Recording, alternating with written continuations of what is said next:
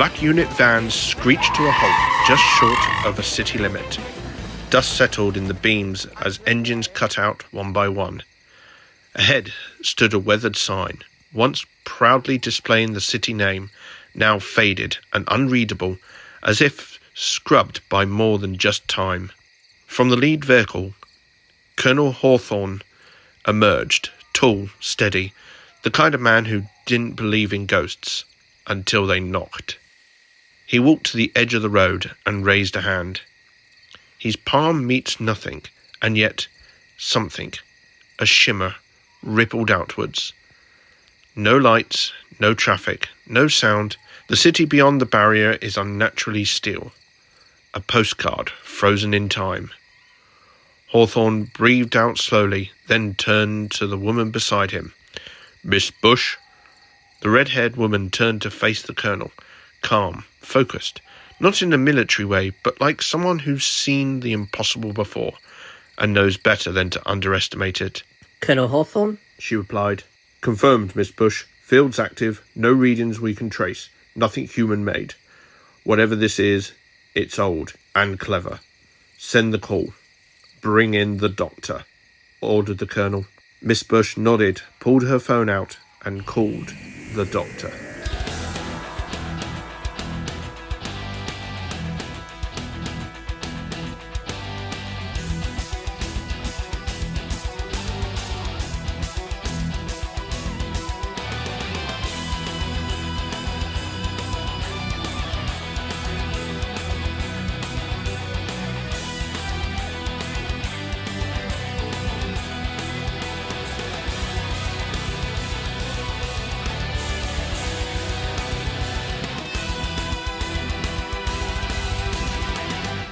Universe 20's Doctor Who. Chaos is a joke.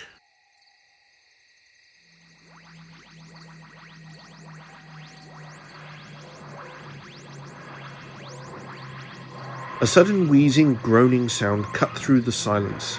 Lights flickered. The air groans with time itself, twisting. With a final jolt of displaced wind, a battered blue police box faded into view.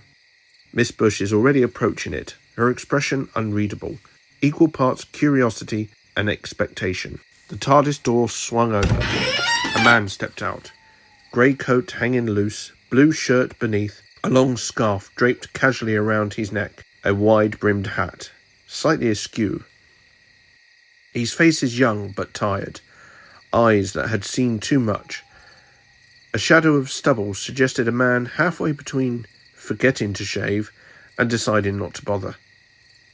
Then he sees her, and his face lights up.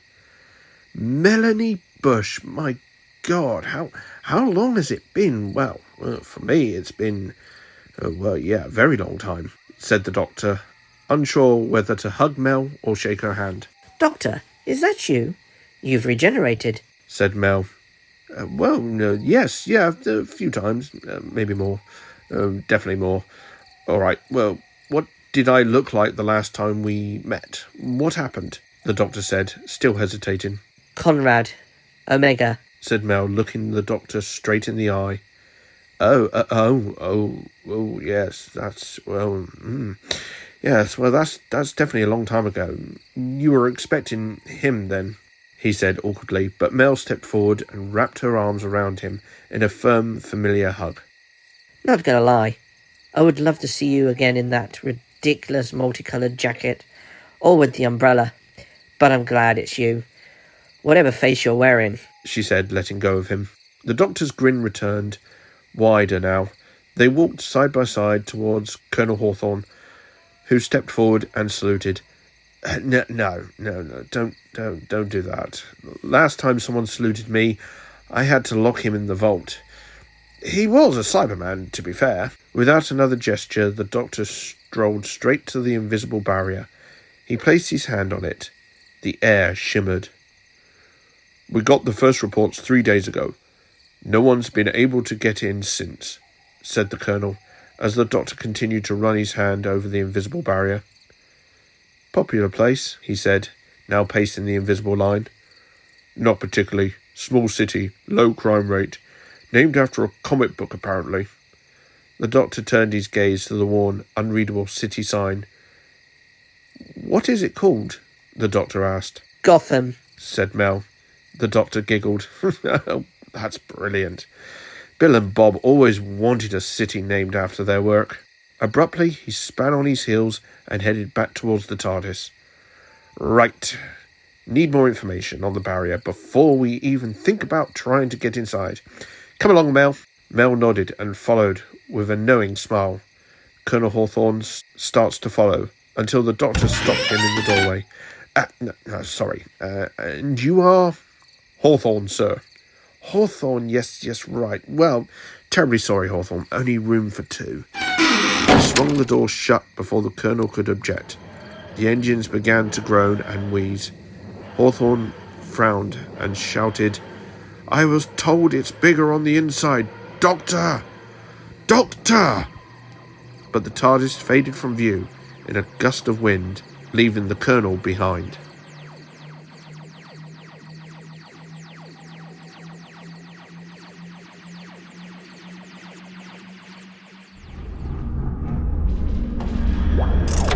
The hum of the TARDIS filled the air. The central column pulsed rhythmically as the doctor dashed around the controls, flipping switches, twisting knobs, and muttering calculations under his breath. Mel stood by the edge of the control platform, eyes roaming the interior. You've been doing this place up a bit, said Mel, smiling. I know, you don't like it, said the doctor, not looking up from the console. No, I do prefer the white look. Feels like the old days.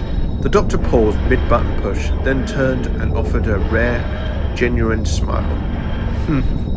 You're right, it does, he said. Then with a snap went back to rushing around the console. Right, well, I wasn't lying when I said I need more information before we tried to get in, but that part was a lie. You're going to try to get in anyway, said Mel, now joining the doctor at the console. Exactly, but this way I get the information I want and try to break into a temporarily unstable city. So technically, not a lie. He yanked a lever, and the TARDIS gave a sudden, violent jolt. Mel stumbled, grabbing hold of the edge of the console. Then, silence. The TARDIS came to a halt. The doctor leans over a monitor, eyes narrowed. Interesting. The city isn't frozen in time, at least not entirely. There's movement inside. So, did we make it inside? Asked Mel. Only one way to find out, said the doctor, flinging open the TARDIS doors. Outside the TARDIS lies a dark and gritty street, drenched in shadow. Steam raised from vents in the cracked pavement. Above them, hot air balloons with mounted spotlights drifted slowly past, casting eerie beams through the mist.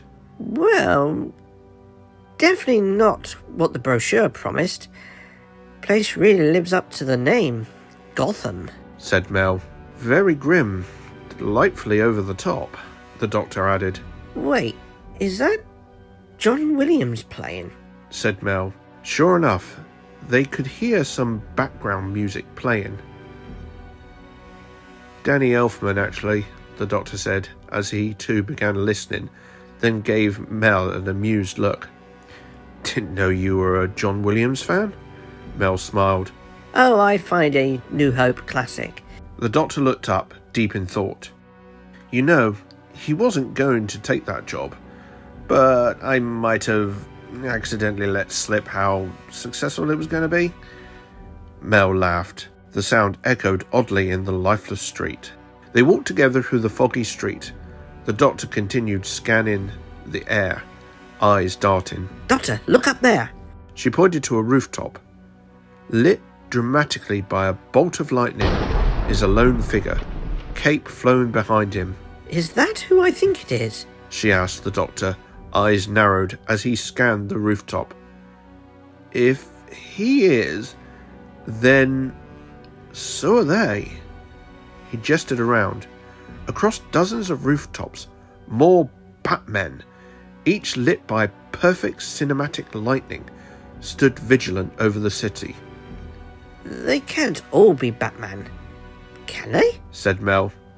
Suddenly the roar of engines, 2 armed cars teared around the corner. The Doctor shoved Mel out of the way as a sleek Batmobile followed in pursuit, roaring past in a blur. Well, if they're Batman, then who's driving that one? The Doctor said, pointing at the rapidly disappearing Batmobile. This is starting to feel like one of those Saturday morning cartoons, said Mel. The Doctor scanned the area, eyes flickering up. That rooftop there, it's empty. Come on. They rushed into a nearby building. Moments later, they stepped out onto the roof. From this vantage point, they could see the entire city laid bare. On the street below, villains waged battle. Penguin, Two-Face, Riddler, each facing off with their own Batman. Lights flashed, fists flew, and the skylight is alive with grapple hooks and dramatic capes. What's going on, Doctor? This feels strange, even for us. Absolutely, Mel. This is a DC fan's fever dream, or rather someone's idea of one. But unmistakably, every Batman story, every villain, all playing out at once. What about the people living here? The real ones? Asked Mel as the Doctor lifted his sonic screwdriver again, then pointed to a man in a trench coat and a plastic-looking Two-Face mask. Take a closer look. That face is a mask. Creepy. Shop brought. Probably fell off the shelf. Sure enough, at a closer inspection, a mask sat haphazardly on the man's face. Wait, he's not really Two-Face. None of them are. It's all fake. A performance. But why? To impress, maybe, or distract. It's all theatre, and we're the unwitting audience. Suddenly a voice cracked through the air, carried on invisible speakers, cold and mocking.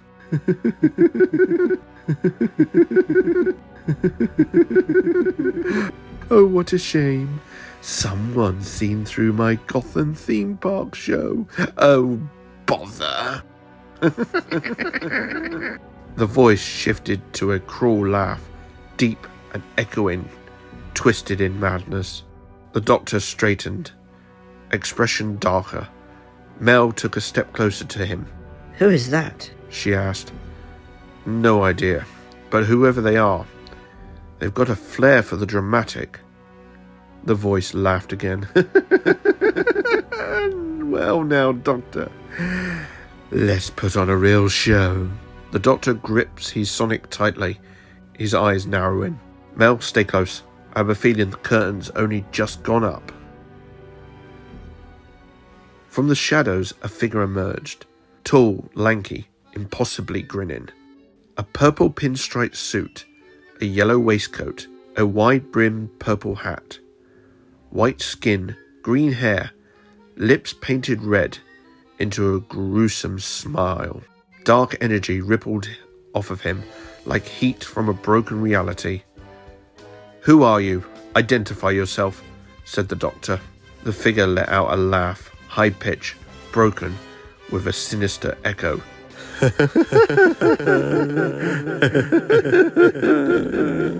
Doctor, that's the giggle. The Doctor froze. That laugh, that Pacific laugh. He remembered the toy maker, the maestro, Mr. Ring-a-Ding. Echoes of chaos. What pantheon of discord do you belong to? Said the Doctor. The figure grinned.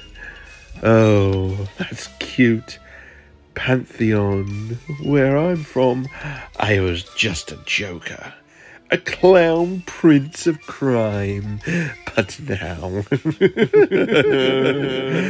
now I'm the god of chaos. The Doctor's expression tightened. So you're not from this world? Oh, no. I found this world. My universe. It had a day of unity. Everything merged. I got erased, forgotten, cancelled even. Something pulled me out, gave me this power, told me to come here and have a laugh. The figure laughed. I knew this multiverse meddling was going to backfire. I told those rangers. I told them, the Doctor said to himself. Listen to me. I can help you. I can take you back to your Earth, to your universe. You don't have to do this. Back there? To what? Cops with rules? Bats with codes? Here, I can rewrite the punchline. I looked for the bat when I arrived. Found this cheap imitation city named Gotham, so I made it mine. Gave it style, said the figure. But the people here, you're trapping them, forcing them to act out your twisted little circus, said Mel, sounding braver than she felt. Oh, fire. I like her. Redheads too. Reminds me of another friend. Maybe I'll turn her into her. Harley, with a British accent. Adorable. He laughed. The Doctor stepped in front of Mel. Don't you dare touch her. I'm warning you. This will end very badly for you if you don't listen. Badly for me? Oh, Doctor, this is my world now. He stretched out his hands, and his fingers stretched like twisted rubber bands, reaching for Mel. Suddenly, the orchestra changed, becoming grander, more heroic, and from the sky, a caped figure descended, landing between Mel and the outstretched fingers. The fingers retracted with a hiss. The Batman stood tall as the Doctor grabbed Mel's hand. Run! And they headed back down the building. The figure's laugh followed them, echoing down each step. You can't run, Doctor. This is my playground. This is my joke. Out of the building and back down the street. With a snap of his fingers, the TARDIS doors opened. The Doctor rushed to the console. Mel leans on it, breathless. Doctor, what was that? And how did Batman save us? The Doctor pulled out a strange-looking flashlight. This. He flicked it on. A bat symbol stretched out on the TARDIS walls. Bob Kane gave it to me. Said it might come in handy. So, that really was Batman? One of them. Whatever this Joker has done to their minds, he can't resist the call of the bat signal. And yes, that was the Joker. But not just the Joker. He's from an alternate Earth where the DC characters are real, where they exist, and something or someone pulled him out, gave him Toymaker class power, turned him to a god. The laugh blasted through the TARDIS interior. The lights flickered and suddenly shifted to a sleek green. The doors locked themselves with a clunk. The TARDIS groaned. Mel stared in horror. Doctor, how is he in here? He isn't, but his influence is. Whatever power he's been given, it's leaking into the fabric of the TARDIS itself. The Joker's laugh bounced around the TARDIS like a jack-in-the-box from hell. The Doctor furiously flipped levers, twisted dials, pulled the monitor around, but nothing responded. Oh, Doctor, once I've got full control of your time machine, I'm going to have so much fun! Timey-wimey, boomstick! Doctor, he can't take over the TARDIS, can he? Asked Mel. Just listen to me, please. I'm willing to help, but you have to stop this. This is your last chance. A flash of green light, the Joker manifest inside the TARDIS, grinning. Too late, the fat lady sung, and the clown's the king now. I have control. Mel looked at the Doctor, scared. Doctor, What do we do? The doctor quietly walked over to the seat and sat down. We do nothing, Mel. Nothing? What do you mean, nothing? Since when do you give up? Oh, I'm not giving up. I'm just doing nothing. The Joker's grin faltered. For the first time, he looked confused. That's not how this goes. Even the bat would have punched me or brooded dramatically by now. I'm not the bat.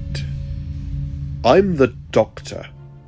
And this isn't just a time machine. This is the TARDIS. The Joker looked around, scared for the first time. What's happening? The Joker stumbled back from the console as the TARDIS began to hum. The green lights flickered, glitching, and then, snap, returned to their bright clear white. The console glowed warm and golden. The TARDIS is back in control. See, she's alive. And she doesn't like being hijacked. Wait, no, please. Okay, you win. Take me back. I surrender. No joke. I surrender. Super serious right now. The Joker said, pleading with the Doctor. I told you. I always offer help. One chance. But she's a bit less forgiving. No, this isn't funny. This isn't funny. He began to glitch and distort like a scrambled TV signal. He reached out with melting fingers, flaking, breaking apart, until with a final silent scream, he vanished. The TARDIS hummed softly, almost content. Doctor, what just happened? Where did he go? The Doctor shrugged. Oh, knowing her, she probably sent him back to his own universe. Or, if she was in a mood, maybe some hellish chaos dimension. Depends on whether she skipped breakfast, he said, patting the console affectionately.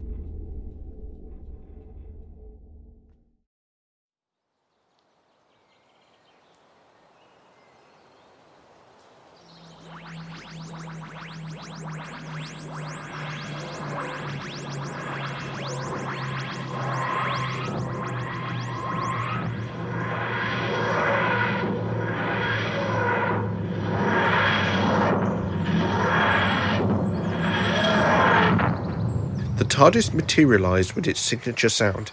Its doors swung open to reveal the Doctor and Mel standing at the threshold. You sure you don't fancy one more trip?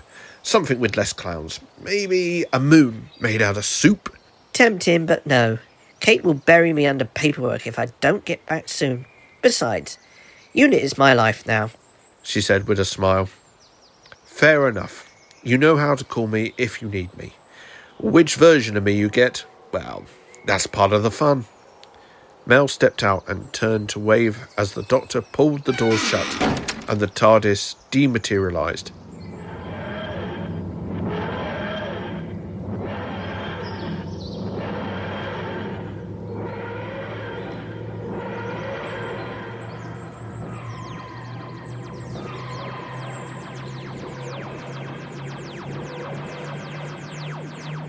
Mel looked around.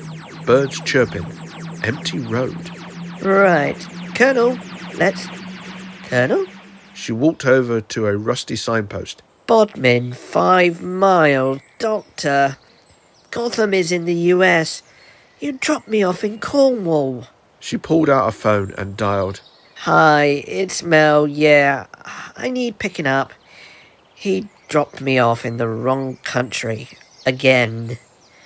Yeah, standard protocol. She couldn't help but laugh as she hung up and started walking. Still, beats paperwork. She strolled down the lane, the sun warm on her face.